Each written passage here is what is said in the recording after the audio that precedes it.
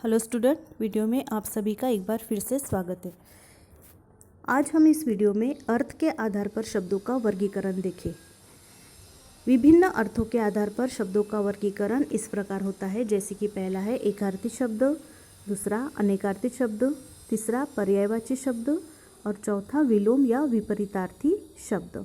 तो सबसे पहले हम एकार्थी शब्द के बारे में जानेंगे कि जिन शब्दों का केवल एक ही अर्थ होता है उन्हें एकार्थी शब्द कहते हैं। तो सामान्यतः पारिभाषिक शब्द एकार्थी होते हैं। केवल एक अर्थ देने वाले शब्द एकार्थी शब्द कहलाते हैं। आपको यहाँ पे कुछ उदाहरण दिख रहे होंगे, जैसे कि गेहूँ, विद्यालय, शिक्षक, अभिनेता। अब गेहूँ शब्द अगर हम देखते हैं तो गेहूँ शब्द हमें पता चलता है कि किसी अनाज का नाम है। विद्यालय जहाँ पे हम पढ़ते हैं, शिक्षक जो हमें सिखाते हैं, अभिनेता जो फिल्मों में काम करते हैं। तो ये सारे जो शब्द हो गए हैं वो एकार्थी शब्द होते हैं, इन्हें कोई दूसरा अर्थ नहीं होता। दूसरा है अनेकार्थी शब्द, जिसे प्रत्येक शब्द के लिए एक से अधिक अर्थ मिल सकते हैं। प्रत्येक भाषा में कई शब्द ऐसे होते हैं जिनके एक से अधिक अर्थ होते हैं। हिंदी में भी ऐसे अनेक शब्द हैं, जैसे अर्थ का एक अर्थ है मतलब दूसरा है धन। इसका मतलब जिन शब्दों के एक से अधिक अर्थ होते हैं उन्हें एकार्थी शब्द कहते हैं। जैसे कि आपको यहाँ पे उदाहरण दिख रहे होंगे, अर्थ, ये एक शब्द यहाँ पे दिया है, इसका मतलब होता है धन, या दूसरा मतलब होता है कारण। दूसरा है जीवन। जीवन को हम प्राण भी बोल सकते हैं या जिंदगी भी बोल सकते हैं। वर्ण, वर्ण मीन्स रंग भी हो सकता है, या वर्ण का मतलब अक्षर भी हो सकता है। तो यहाँ पर देख रहे होंगे आप कि अर्थ, जीवन और वर्ण, इन तीनों शब्दों को अलग अलग वहाँ पे पर्याय दिए हुए हैं, या अनेक अर्थ उस शब्द से निकल सकते हैं। इन्हें कहते हैं अनेकार्थी शब्द। तीसरा है पर्यायवाची शब्द। पर्यायवाची शब्द समानार्थी शब्दों को पर्यायवाची शब्द कहा जाता है। भाषा में पूर्ण पर्यायवाची शब्द नहीं होते, उनमें अर्थ की दृष्टि से सूक्ष्म अंतर होता है तथा ये प्रयोग के स्तर पर थोड़ी बहुत भिन्नता रखते हैं।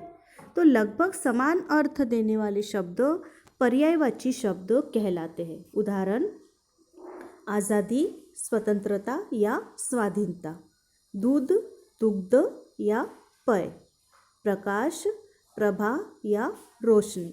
तो यहाँ पर जो तीन शब्द मैंने दिए हैं, आज़ादी, दूध और प्रकाश, तो यहाँ पे पर्यायवाची शब्द उनके आगे भी लिखे हुए हैं कि आज़ादी को हम स्वतंत्रता भी बोल सकते हैं या उसको स्वाधीनता भी बोल सकते। तो भिन्न भिन्न लोग भिन्न भिन्न शब्द उसके लिए उपयोग में ला सकते हैं। जैसे दूध को हम दुग्ध भी बोल सकते हैं या पेय भी, और प्रकाश को प्रभा भी बोल सकते हैं या रोशनी भी। तो इन्हें कहते हैं पर्यायवाची शब्द।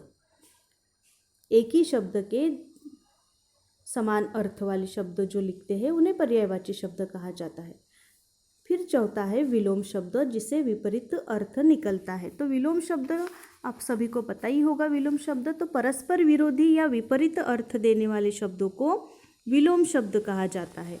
जैसे उदाहरण के तौर पर स्तुति विलोम शब्द है उसका निंदा, रक्षक विलोम शब्द भक्षक, दुर्लभ विलोम शब्द सुलभ, दोस्ती दुश्मनी, पढ़ना लिखना, सुखी दुखी, मित्रता शत्रुता और स्वीकृत अस्वीकृत।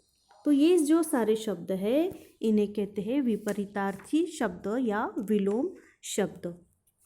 तो अर्थ के आधार पर शब्द वर्गीकरण, एकार्थी शब्द केवल और एक अर्थ देने वाले शब्द एकार्थी कहलाते हैं। अनेकार्थी शब्द, जिन शब्दों के एक से अधिक अर्थ होते हैं उन्हें अनेकार्थी शब्द कहते हैं। पर्यायवाची शब्द, लगभग समान अर्थ देने वाले शब्द पर्यायवाची शब्द कहलाते हैं। और विलोम शब्द, परस्पर विरोधी या विपरीत अर्थ देने वाले शब्दों को विलोम शब्द कहा जाता है।